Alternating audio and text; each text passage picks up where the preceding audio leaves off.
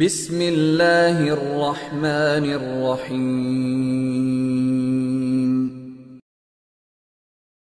ساری یہ خرابیاں جو پیدا ہوتی ہیں، چاہے وہ غیبت ہو، چاہے وہ بد نظری ہو، خود پسندی ہو، یہ سارے کے سارے شاخسانے ہیں اللہ تعالیٰ کے ساتھ تعلق مضبوط نہ ہونے۔ اللہ تبارک و تعالیٰ کے ساتھ تعلق مضبوط ہو تو پھر یہ چیزیں قریب بھی نہیں پھٹکتی۔ دل میں اللہ تبارک و تعالیٰ کے ساتھ رشتہ جڑا ہوا ہو، اللہ تبارک و تعالیٰ کی نعمتوں کا دھیان ہو، اس نعمتوں کا شکر ادا کرنے کی توفیق ہو رہی ہو، تو پھر یہ باتیں جو ہے یہ ہوا کی طرح اڑ جاتی ہیں، یہ انسان کے اوپر اثر انداز نہیں ہوتی۔ جبکہ انسان کے جو خیالات کی رو کا رخ بدلو، ہر وقت دل و دماغ کے اوپر جو خیالات مسلط ہے وہ سب لذت حاصل کرنے کے ہیں، راحت حاصل کرنے کے ہیں، دنیا کے منافع حاصل کرنے کے ہیں، ان سے اپنے خیال کو اس طرف سے ہٹا کر اللہ تبارک و تعالیٰ کی طرف، اللہ تعالیٰ کے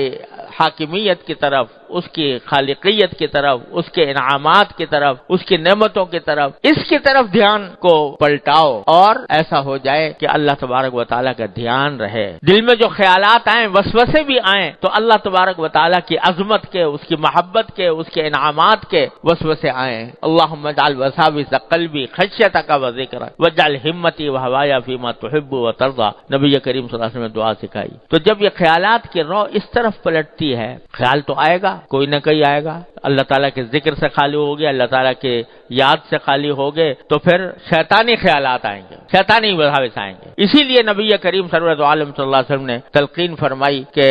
ان یکون لسانک رطبا بذکر اللہ، تمہاری زبان اللہ کے ذکر سے تر رہے، چلتے پھرتے اٹھتے بیٹھتے زبان پر ذکر ہو اللہ تبارک و تعالیٰ کا۔ ارے بھائی، نہ اس میں کوئی محنت ہوتی ہے، نہ کوئی پیسہ خرچ ہوتا ہے، جا رہے ہو نا، جاتے ہوئے چلتے ہوئے کوئی ذکر زبان پر لے آؤ، چلتے پھرتے عادت ڈالو کہ زبان اللہ تبارک و تعالیٰ کے ذکر سے تر رہے۔ شروع میں صرف زبان تر ہوگی، لیکن جوں وقت گزرے گا اور عادت پڑے گی تو وہ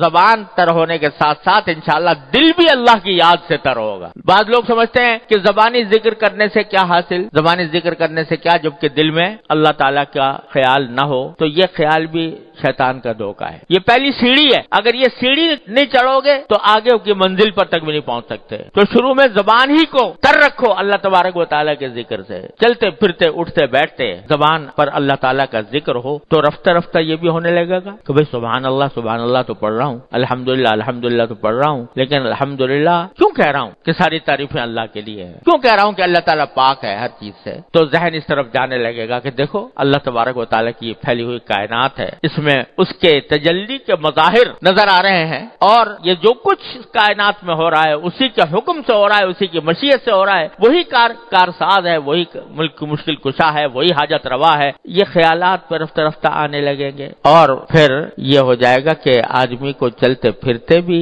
اور اٹھتے بیٹھتے بھی اللہ تبارک و تعالیٰ کی یاد اس کے دل میں ہوگی۔ تو ایک وقت ایسا آ جاتا ہے کہ پھر دوسرے خیالات کم ہوتے ہوتے ختم ہو جاتے ہیں۔ حضرت عارفی قدس اللہ تعالیٰ سرہ حضرت حکیم الامت رحمۃ اللہ علیہ کا یہ قول نقل فرماتے تھے کہ اب تو کچھ ایسا ہو گیا ہے کہ جیسے یوں کہہ رہے ہیں کہ اب یہ کر لو، اب یہ کر لو، اب یہ کر لو، یعنی اللہ تبارک و تعالیٰ کی طرف دھیان کی ایک صورتحال پیدا ہو گئی ہے کہ قدم قدم پر ایسا لگتا ہے کہ اللہ تبارک و تعالیٰ یوں فرما رہے ہیں کہ ایسا کر لو، تو ہر وقت اللہ تعالیٰ کے ساتھ تعلق مضبوط ہو جاتا ہے۔ حضرت فرماتے ہیں کہ حضرت بیماری کے عالم میں جو مرض وفات تھا اس میں آنکھیں بند کیے ہوئے لیٹے رہتے تھے، تو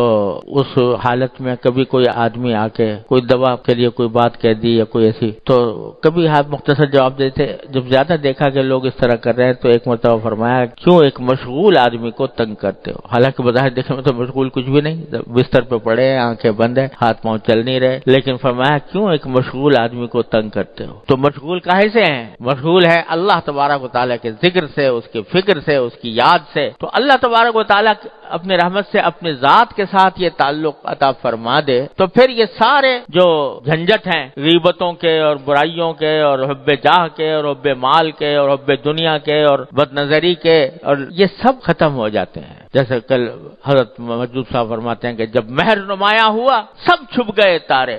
جب مہر نمایاں ہوا سب چھپ گئے تارے، تو مجھ کو بھری بزم میں تنہا نظر آیا۔ تو پھر یہ ساری کائنات میں ایک ہی جلوہ نظر آتا ہے، انسان کے سامنے پھر کوئی اور چیز نہیں رہتی، اللہ تبارک و تعالیٰ ہی کا جلوہ، اللہ تعالیٰ ہی کا ذکر، اسی کی یاد، اسی کی فکر، اسی کی نعمتوں کا شکر۔ اور اگر کوئی تکلیف بھی پہنچی ہے تو اس تکلیف کے اوپر بھی یہ خیال ہوتا ہے کہ یہ میرے مالک کی طرف سے اس کی مشیت کا ایک حصہ ہے، اور اس مشیت کے اندر ہی مصلحت ہے، مجھے اس پر اجر مل رہا ہے۔ کانٹا بھی چبھ جاتا ہے تو وہ مجھے اجر عطا فرماتے ہیں، کوئی مجھے تشویش لائق ہوتی ہے تو اس پر بھی وہ اجر عطا فرماتے ہیں۔ تو تکلیف کی حالت ہو یا راحت کی حالت ہو، ہر صورت میں اللہ تبارک و تعالیٰ کے ذکر و فکر سے انسان کا دل آباد رہتا ہے۔ تو یہ اللہ تبارک و تعالیٰ کے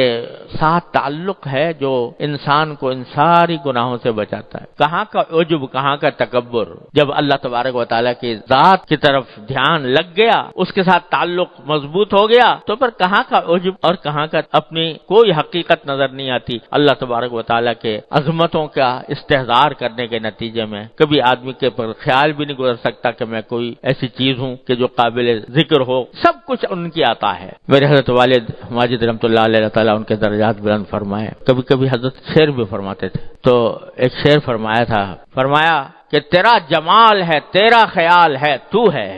مجھے یہ فرصت کاوش کہاں کہ کیا ہوں میں تو ہر وقت تیرے جمال، تیرے کمال میں مگن ہوں، تو مجھے یہ کام فرصت رکھی ہے کہ میں اپنے بارے میں سوچوں کہ میری کیا حقیقت ہے اور میں کتنا بڑا ہوں اور کتنا چھوٹا ہوں۔ اللہ تبارک و تعالیٰ سے تعلق جب اپنی رحمت سے اللہ تعالیٰ اس کو مضبوط فرما دیتے ہیں تو یہ کیفیت ہو جاتی ہے۔ بظاہر آدمی دنیا کے کام میں لگا ہوا ہوتا ہے، لیکن اس کا دل مشغول ہے اللہ تبارک و تعالیٰ کے ساتھ، اور بظاہر وہ دیکھنے میں وہ کام کر رہا ہے جس کا دین سے کوئی تعلق نہیں، لیکن حقیقت میں اندر اس کا باطن، اس کا خیال، اس کا دھیان وہ اللہ تعالیٰ کی طرف ہے۔ ہاتھ تو کام میں لگے ہوئے ہیں لیکن دل اللہ تبارک و تعالیٰ کی طرف متوجہ ہے۔ میں نے اپنے والد ماجد قدس اللہ تعالیٰ سرہ سے سنا، حضرت فرماتے تھے کہ ایک مرتبہ حضرت حکیم الامت قدس اللہ تعالیٰ سرہ کے خلفاء میں سے حضرت مفتی محمد حسن صاحب رحمۃ اللہ علیہ، ان کے مدرسے میں، تو وہاں ایک مرتبہ حضرت کے کچھ خلفاء کا اجتماع ہوا، جس میں خود حضرت مفتی محمد حسن صاحب رحمۃ اللہ علیہ بھی تھے، میرے والد ماجد رحمۃ اللہ علیہ بھی تھے، اور حضرت مجذوب صاحب جو حضرت کے بڑے عاشق زار قسم کے خلیفہ تھے، اور تخلص بھی مجذوب تھا اور کچھ ادائیں بھی مجذوبانہ تھیں، تو ان کا اجتماع تھا۔ حضرت مفتی محمد حسن صاحب رحمۃ اللہ علیہ نے کچھ کھانے کی دعوت کی ہوئی تھی، تو کھانا ہوا، کھانے کے بعد وہ آم کا موسم تھا، آم لائے گئے، سب نے آم چوسے، اور اس دوران حضرت مجذوب صاحب چونکہ شاعر آدمی تھے تو شعر بہت سناتے رہے، غزلیں بھی سناتے رہے، کچھ ہنسی مذاق بھی ہوتا رہا۔ آخر کار جب کافی دیر مجلس گزر گئی تو حضرت مجذوب صاحب نے فرمایا کہ بھئی بتاؤ کس کس کو غفلت ہوئی، یعنی اس کھانے پینے میں، اس دعوت میں، اس مجلس میں، ہنسی مذاق میں کس کس کو غفلت ہوئی؟ غفلت کے معنی یہ کہ آدمی اللہ تعالیٰ کے ذکر سے غافل ہوا۔ تو بہت نے کہا کہ جی ہم سبھی اس وقت تو کھانے پینے میں لگے ہوئے ہیں، اور فرمایا الحمدللہ مجھے غفلت نہیں ہوئی، یعنی اس ہنسی مذاق کے ماحول میں بھی، اس کھانے پینے کے ماحول میں بھی، اس دوستانہ مجلس کے ماحول میں بھی الحمدللہ مجھے غفلت نہیں ہوئی۔ کیا معنی کہ یہ سب کچھ ہو رہا تھا ظاہری اعتبار سے، لیکن دل اللہ تبارک و تعالیٰ کی طرف متوجہ تھا۔ اس ہنسی مذاق کی مجلس میں جو لطف آ رہا تھا وہ بھی اللہ تعالیٰ کی عطا تھی، اور اس کی عطا ہونے کے ناطے اس سے اس کا شکر ادا ہو رہا تھا کہ اللہ آپ نے یہ اچھی مجلس عطا فرمائی ہے، اچھا کھانا عطا فرمایا ہے، اچھی لذتیں عطا فرمائی ہیں۔ تو اس وقت بھی اللہ تبارک و تعالیٰ سے رشتہ الحمدللہ قطع نہیں ہوا تھا، جڑا ہوا تھا اللہ تبارک و تعالیٰ سے۔ تو یہ کیفیت ایسا نہیں ہے کہ کوئی ناممکن بات ہو، کوئی محال چیز ہو، ناممکن العمل ہو جاتی ہے، اور ہوتی کس طرح ہے کہ مشق سے، بار بار کرنے سے، ایک چیز کے تکرار سے پھر وہ عادت بنتی ہے، اور عادت جو ہے وہ پھر آخر کار فطرت ثانیہ بن جاتی ہے انسان کی۔ یہ تو نبی کریم سرور عالم صلی اللہ علیہ وسلم نے مختلف مواقع پر دعائیں سکھائیں کہ بیت الخلاء میں جا رہے ہو تو یہ پڑھو، اور باہر نکل رہے ہو تو یہ پڑھو، بستر سے اٹھو تو یہ پڑھو، کھانا کھاؤ تو یہ پڑھو، پانی پیو تو یہ کیوں؟ یہ اس لیے کہ تاکہ یہ کام بھی کرتے رہو اور ان کاموں کا رشتہ اللہ تبارک و تعالیٰ سے بھی جوڑتے رہو، ہر لمحے رجوع اسی طرف ہے، اللہ تعالیٰ کی طرف۔ یہ دعائیں جو سکھائی گئی ہیں نبی کریم سرور عالم صلی اللہ علیہ وسلم کی طرف سے اجے معصورہ، یہ انتہائی عجیب و غریب نسخہ ہے جو نبی کریم سرور عالم صلی اللہ علیہ وسلم نے بندے کو عطا فرما دیا ہے اپنے اللہ تعالیٰ سے تعلق جوڑنے کا۔ تو یہ اسی لیے ہے کہ کام کچھ بھی کر رہا ہو انسان لیکن اس کا رشتہ اللہ تبارک و تعالیٰ سے جڑا ہوا ہو، اللہ تعالیٰ کی یاد اس کے دل میں ہو، اللہ تعالیٰ کا ذکر اس کے دل میں ہو، تو جب یہ کیفیت ہو جاتی ہے تو پھر یہ ساری گناہ اور ساری معصیتیں اور منکرات یہ دھوئیں کی طرح اڑ جاتے ہیں اللہ تعالیٰ کے فضل و کرم سے۔ پھر انسان کو کچھ یاد نہیں رہتا سوائے اللہ تبارک و تعالیٰ کی نعمتوں کے، اس کے ذکر و فکر کے۔